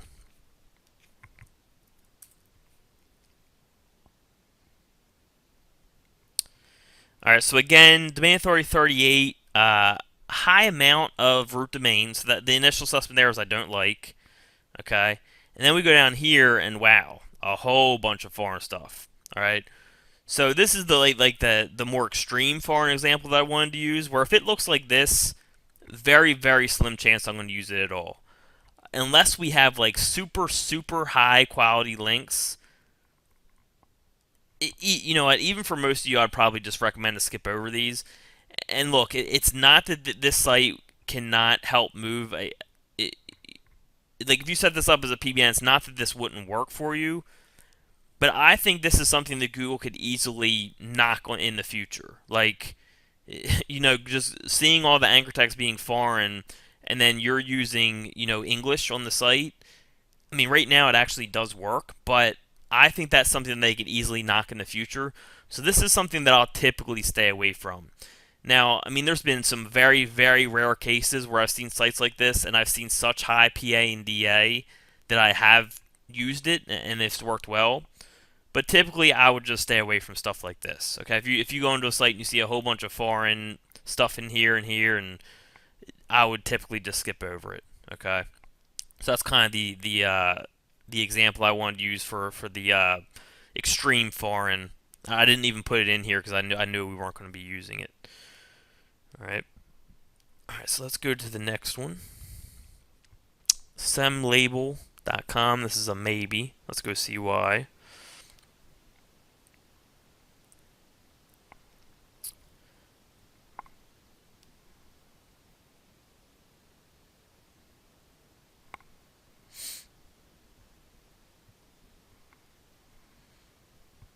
There it is. Alright, so semlabel.com, Society and People. Seems like a pretty good domain name. It could be. It's in the Society and People.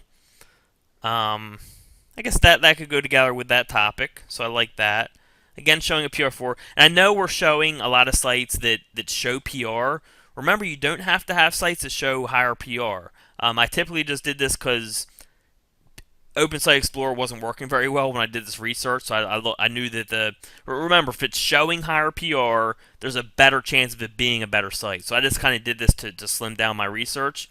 Know that there's plenty of sites in lower PRs that are great. Okay, it takes more research time to find those sites that are good, but that's when, like for example, if this was a good site here, it's going to attract much less bids than this one because it's only showing a PR2.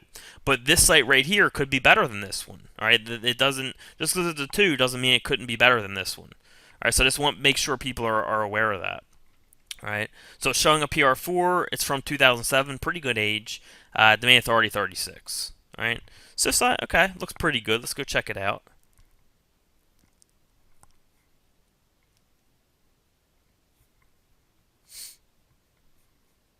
All right, so 57. That's pretty in line with a That's pretty in line with a 36. Okay, it's not too off. Our general rule of about the same amount of root domains.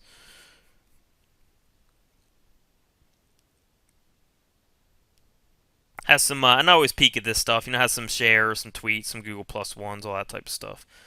That's always a plus. All right, so last one we see. All right, from last.fm, free music archive.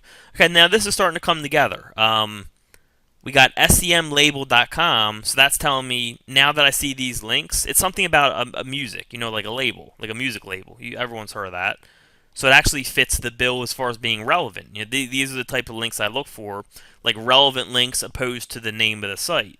The site's something about, it seems like a music type label, and it's getting music type links. That's a good sign.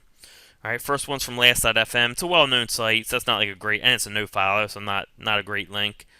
Freemusicarcher.org, it's relevant, has pretty good page authority with high demand authority, that's good. A blogspot one with some page authority to it, that's decent. This one's foreign, but again, it's relevant. Oh, well, actually, I don't know, it's relevant, sorry. But that's foreign, so I don't know about that one. Podbean.org, that's surgery rated Podbean, that's relevant. 3682. Little weird links. Like these aren't like typically I look for more stuff like freemusicarchive.org opposed to like this no title. That's a little weird.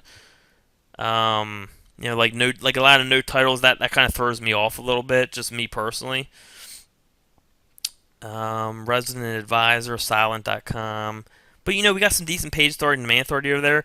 But it's hard to tell with these links are these quality links because it's not like these are kind of like weird URLs.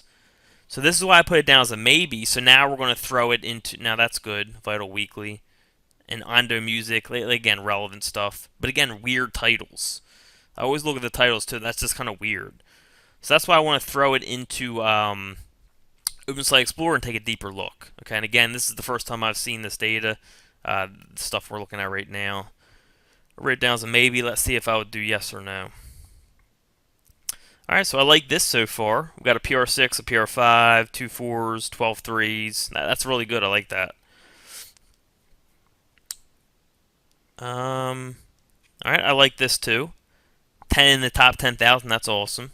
I mean, that can be deceiving, remember, so we want to double check that. But so far, I like what we're seeing. We know it's relevant. To the domain name, we got some good PR, some good domain authority, or it's going to be Alexa. That's organized by PageRank. Make sure they're not all from like the same IP or something crazy like that. All right, different. Here's the same IP. No, that's different. So our best link is that freemusicarchive.org, which I said I liked. That you can just kind of tell that it's a good domain name. The more you do this, the more you can look at a domain name and just tell if it's a good domain name or not. Restingbell.net was a 5. Texture.org. Marvin Suicide. They're probably talking about like Marvin Gaye because he's very popular with music. So a lot of these links that has PR attached to them seem to be relevant. I like that. Again, createdigitalmusic.com. I like that. Relevant. PR3. Audition records, that relevant. So I like this so far.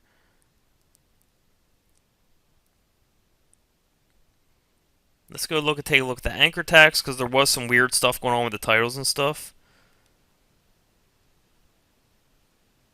And the anchor text looks good. I don't see any spam. It's like a natural type breakdown. So I actually probably would bid on this site. Let's see, a PR6, a 5, 2 4s.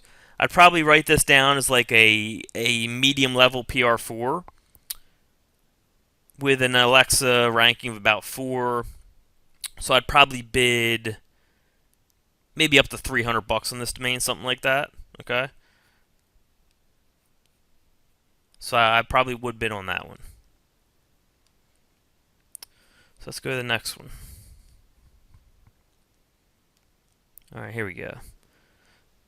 Now, we're getting into the more interesting ones. When you get below a domain authority of like 35 or so, that's when you can start finding more stuff that's going to be lower price, but you can still get good quality. Like usually above 35 gets a lot of attention. The lower you start going, the less attention they're going to get, and the more gems you can find. It just takes more research. Alright, so latenightmistakes.com. This is a maybe. It's a 36. Alright, here it is right here. Alright, so we got latenightmistakes.com, society, activism. Could go together. PR2. 2010, 36. All right. So, this initial assessment is it has potential. So let's go look further. All right. We can check the www version 2. I just want to see if this has any links to it. And this actually has a lot more. It's a little much for a 36, so I want to be careful with this one.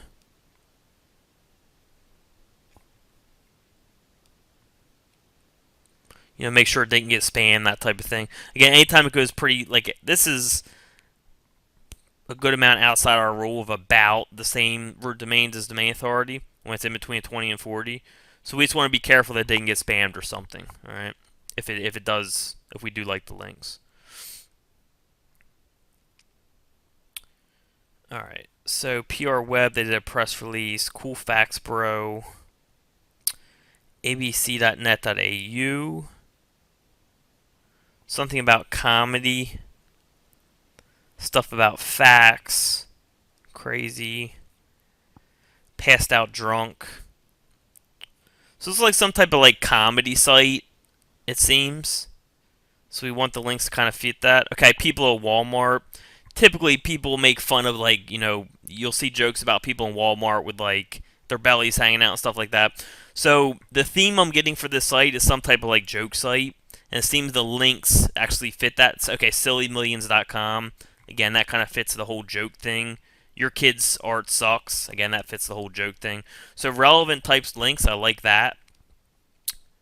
Pretty good page authority with pretty good domain authority so far. WhiteTrashRepairs.com, that's funny. Girls in yoga pants. Alright, so this is something, again, I'm not sure. Let's go take a further look.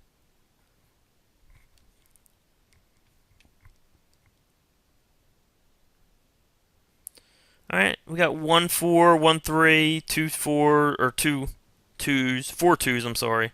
4 ones. Not super strong on the page rank.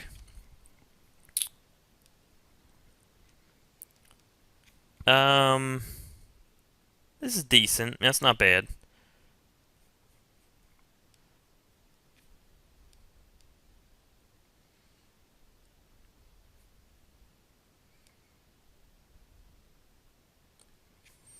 So the best one is the people of Walmart.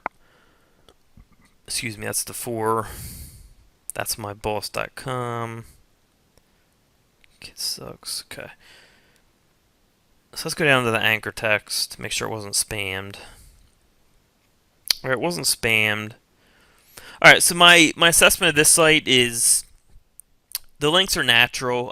They're not great, but at the same time, they're not destructive. It hasn't been spammed or anything. This is a site where I'd probably bid on it. And for some of you, this might be like a really good site. Like for my portfolio, this would be in my low to medium range rankings. Remember, you can use your higher power sites for your sites used for exact keyword. Then you can use sites more like this. I mean, this one actually would do a good amount of movement. So I don't want to confuse people, but you can use your less powerful sites for anchor text where you're not using keywords. Okay, so that means for some people this might be in their more powerful range, and that's fine.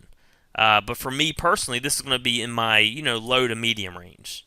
So I might use this for like a long tail anchor if I ended up getting this site. But I'd probably go in and bid maybe like $200 on this site, and if I don't get it for that, I'm not going to get it. Okay. Alright, so let's go to the next one.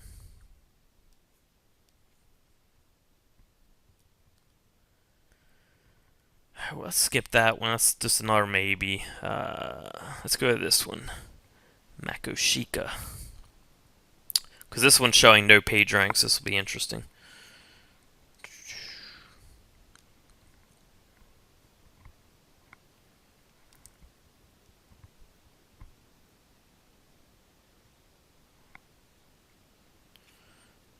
Let me move this.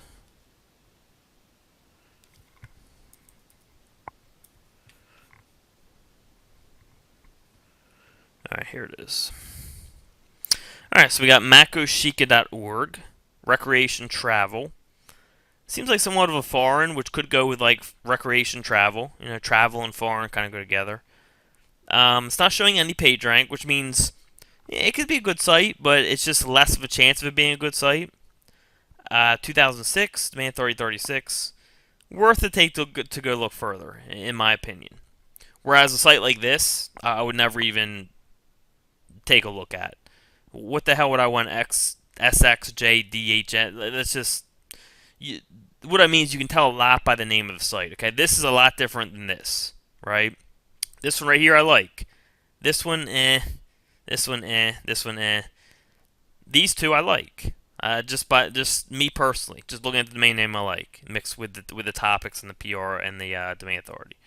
All right, so by this one again, I'm just going by the domain name, the topic, and then these other stuff. I don't like that showing no PR because it means there's less of a chance, but it doesn't mean it's not a good site. That's why I picked this one. Just to show that you don't need PR for it to be a good site. Alright. So this one has 12 links. So we're going to check the www version as well, but I just want to go look at these 12. Look at this first link right here, USDA.gov. That's an awesome site.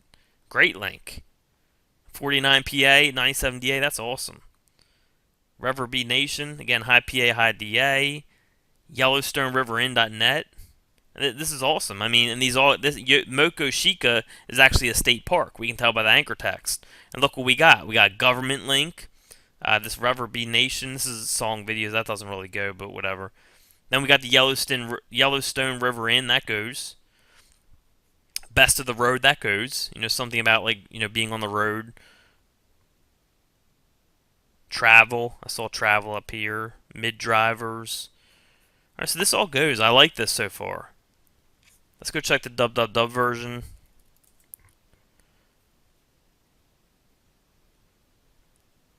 Just want to see if there's more links. Okay, there is more to this one. And again, this is like a perfect fit. 36 and 30, that goes together very well. Because if you have a 36 domain authority with 30 root domains, what that tells me is these are quality links, typically. Or more of a chance of them being quality links. That's why I like generally for this number to somewhat match this number. Between a 20 and a 40, at least. When you get over domain authority 40 again, that rule kind of goes out the window. Alright, MountDinoTrail.org. Again, that fits. I like that. These are relevant. VisitMT.com. That's awesome. This is obviously in Vermont or Montana. Yeah, Montana Dinosaur Trail. This is actually an old state parks website. USAtoday.com. That's awesome. All right, so these links look awesome so far. Let's go take a look further.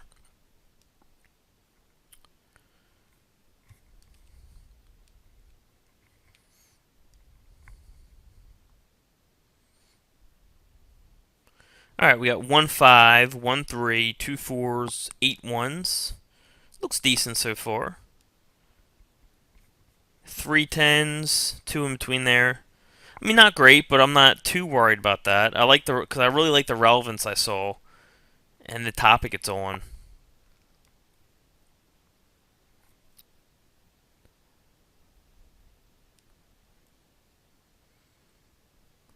Alright, so the most powerful one is that Mount Dino Trail. It's a PR5.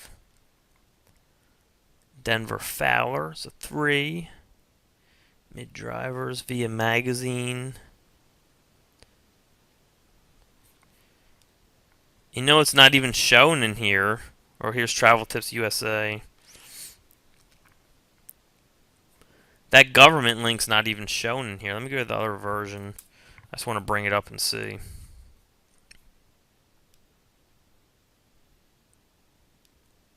We got lucky that OpenSite Explorer is working so smoothly. It was working very slowly before. Alright, so look, a site like this, it's showing no page rank. Okay, that's why it wasn't showing up in the page rank ones. But look at that Alexa. Super high Alexa. It's from a page authority 49, domain authority 97. It's a government site.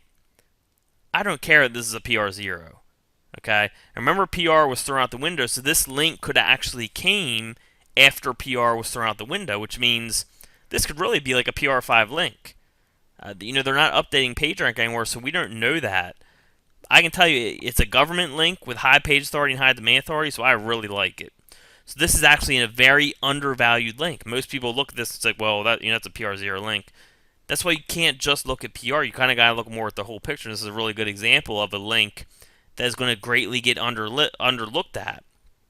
People are going to bring it up like this or bring it up in the command center, and you're going to say, well, the highest links they only have 1.5, 1.3, a few 2s. Well, you're forgetting about this link right here. This is a very powerful link. I don't care if it says PR0. I don't care. It's from a government site with high Alexa, okay? And it has page authority, 49 page authority. So that's a very good link. So stuff like this is where you can really find sites that people undervalue. They'll do their analyzation. There'll be a few links like this. There's sites out there with like 10 links like this that show PR0, and they're super powerful, and people just don't realize it because they look at only PageRank. You got to look: is it a government link? What's the domain authority? What's the page authority? You got to kind of look at everything. All right. So this site I would definitely bid on because you're going to get it for a good price because people are going to greatly undervalue it. Number one, because it's showing no PageRank. Number two, because they're going to miss this link up here. Sorry, this link here. All right. So people are going to greatly undervalue this site. Now, it's probably going to go for a decent price because I'm showing it on this webinar. I'm sure people are going to go bid on it. But typically, this site right here, you'd get for a good price. And you would get a very good value for it. All right, so I would definitely bid on this site. I'd probably put my high bid 250, something like that, maybe 250, and I'd probably win it for less. All right, so let's go to the next one. So that was a good example of you can't just look at one factor like PageRank. You gotta look at the whole picture, and you can really find a lot of gems when you look deeper like that. Alright, so here's a probably example. It's showing up right below. Again, I really like the domain name. An example, someone wouldn't make this domain to make money. Okay? There's a lot of domains out there like you'll see it says like makemoneyonline247.com. Someone's making that site to make money, which means the chance of it getting good natural quality links to it are not that great. A site like this, someone's making this more for like an organization. The chance of getting high quality, relevant, natural type links to a site like this is much higher. So that's why you always want to consider the name of the domain. Alright, it's in business real estate, showing a PR4, domain authority 36.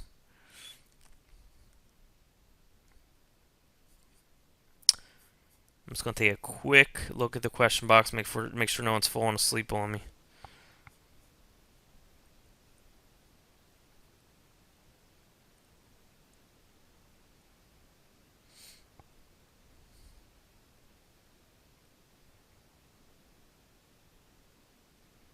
Okay, cool. We'll probably end this soon and pick back up next week. We'll probably do one last webinar.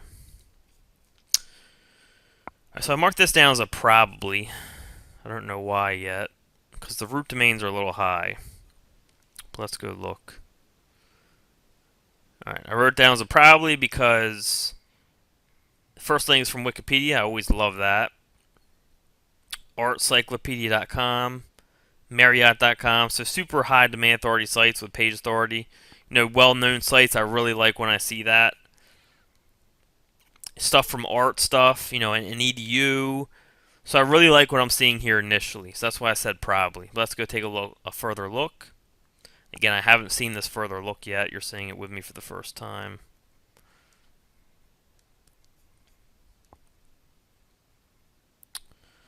Let's see what we got. Alright, so we got 3 4s, 5 3s, 6 2s, 14 1s. This isn't great, but not bad.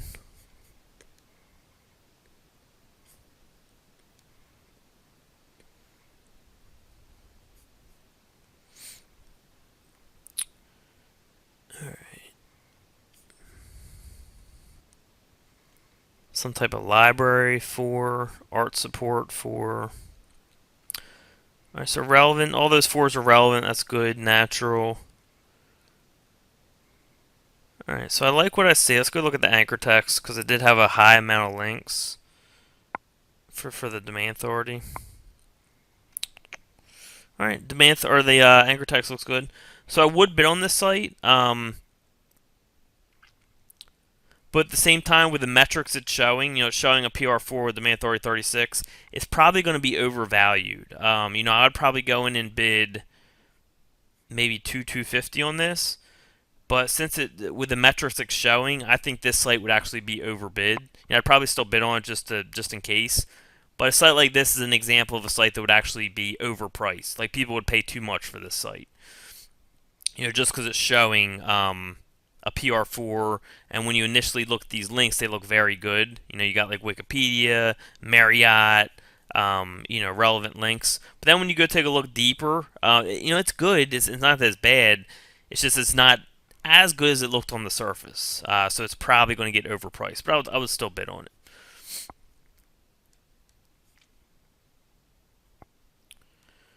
All right, what's next?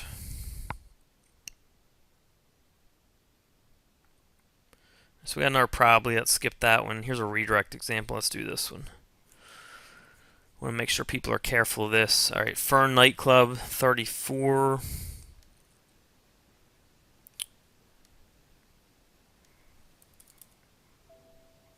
Let's go to the next page.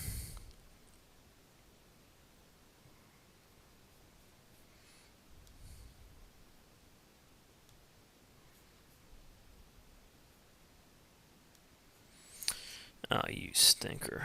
Alright, let's just go throw it in. We won't look at the initial assessment. So we did the assessment. We found it in Register Compass. Throw it in here. We liked what we saw initially, so we throw it in here. This is why I want people to be careful. Okay, you could see this initially, and you see all these. Okay, wow, Washington Post, TripAdvisor, Yellow Pages, Examiner.com, all super high demand authority. This looks awesome, right? But look right here. Make sure you are aware of this.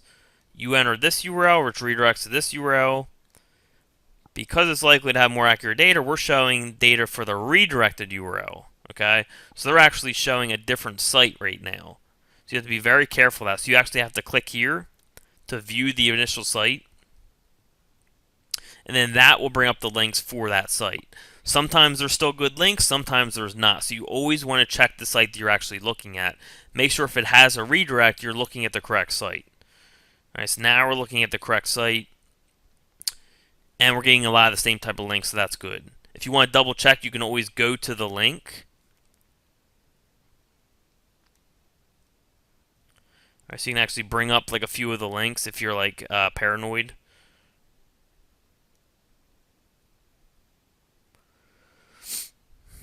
And then just right click, view page source.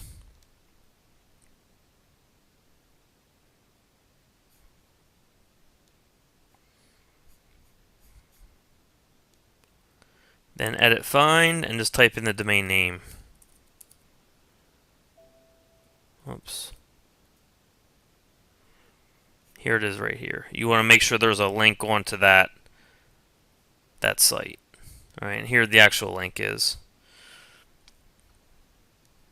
You can see the HTML code there. Just for people who are paranoid because of the redirect, you can always go to a few of the links, like some of the top links, and just check to make sure they're there. Alright. But I just wanted to use this example because sometimes there is redirects where the actual site that you're looking at, it looks like it is great initially, but it's showing a different site. Then when you go to the real site, the links are not existent or there's nothing there. So just be careful with the redirects that you actually look at the real site. Okay? Alright, so let me see where we are.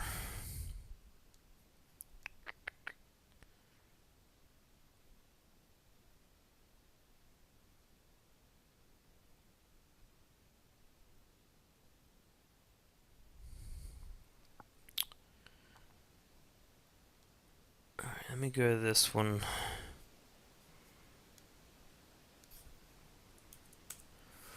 This was a Domain Authority 33 site.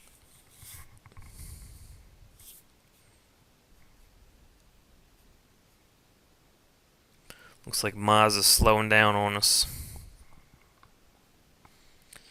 Alright, 117. So that's a little high. But we got 50states.com, high PA, high DA. Ancestry.com, high PA, high DA. Wikipedia, I'm liking what I see. Complete Colorado. Answers.com. A lot of high stuff. Boulder.co.us. Let's go take a further look. Did I not put this one in? Oh, here it is.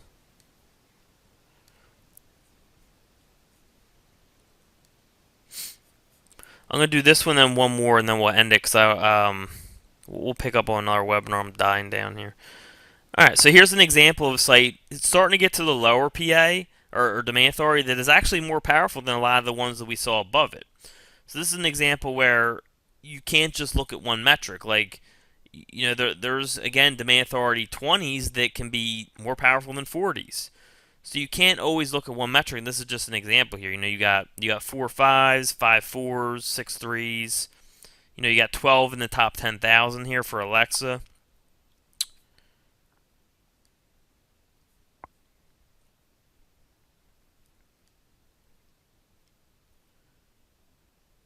And all these 5s are from different IPs, so they're all... This is a really powerful site. More powerful than almost all the other sites we looked at, except for the initial couple. But it's much lower DA than some of them. You know, it's like 15 DA lower than some of the ones we looked at, 10, 15. So I just wanted to show this example where one metric, you can't just look at one metric. You know, you can't just look at the domain authority, you can't just look at page rank. You gotta look at the whole picture. Then you gotta look at the quality of the links. Like this one right here is actually an example where you could typically get this site for a much better price because it's showing low domain authority, and people base their prices too much off one factor, like just domain authority. All right, so I just wanted to use that example. All right, let's go into one last thing I wanted to show, and then we'll wrap it up here. Probably have to do another webinar. All right, here's another thing you can use because people overlook this. I'm just going to search for this domain to show you how it shows up. To make this quick.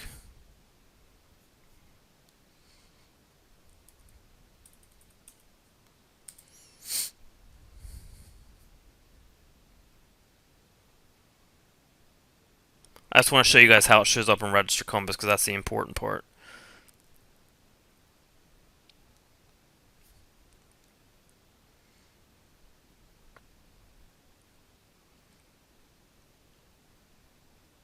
Alright, so, of course this is showing up by itself, but this was in my list of domains. But if you're scrolling down, you see this, a lot of people, they see this red right here, and it scares them away. Me, personally, I kind of like it because I know it's going to scare a lot of people away. It doesn't mean it's a bad site. It's just saying that this tool thinks there's something weird with the PageRank, but we know that one metric can't be... It can't be a determining factor. It's something about... It says it's about computers. This is a domain that seems it could be about computers. It's old, has pretty good domain authority. So let's go take a deeper look. This is the last one we'll look at tonight. Alright, so nothing to that version. Let's go to the www version.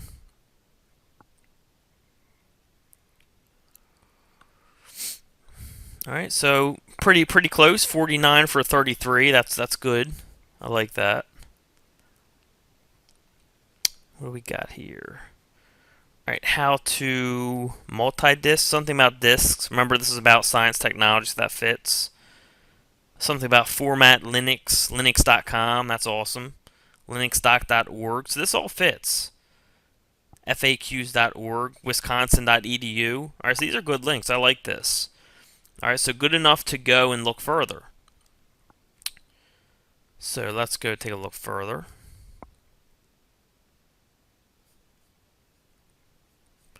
All right, we got 1 5, 1 3, 8 twos, 2 ones. Not super powerful, but doable. Oh, I really like this. That's really good there. That's a big plus. As long as it's not anything deceptive like a whole bunch of black spots. And it looks like it's not. Yeah, we got some high Alexas here from regular type sites. Geek.com. Here's a 2000. That's from IXBT.com. So they're all different sites, these tops. That actually fits. Indiana.edu, that's awesome. Alright. So this Alexa stuff is actually not deceptive. That's very good. I like that a lot.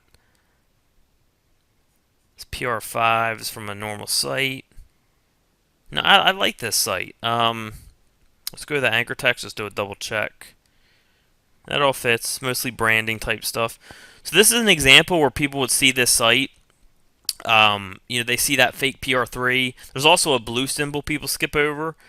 They see that and they just automatically skip over the site because they think there's something wrong with it. But if the links fit, which in this case they do, our initial assessment looks good. We took it deeper. This looks good. Why the heck wouldn't you bid on this? I mean, who cares if a tool is showing a red fake thing if the links check out? Because that's what it's all about. It's all about the links. All right, we got high Alexa links, relevant links, pretty good page rank. I would probably bid about $200 on this site, and I'd probably win it because most people are going to be scared of this fake PR. All right, so that's just another little trick that you can use to get good quality stuff. All right, guys. So about computer hard drives, yeah. All right, so hopefully this webinar showed you a lot about like the domain research. What I'll probably do, one more webinar, and then we'll cover what else do I have on my list? These are all about the same that we are looking at. So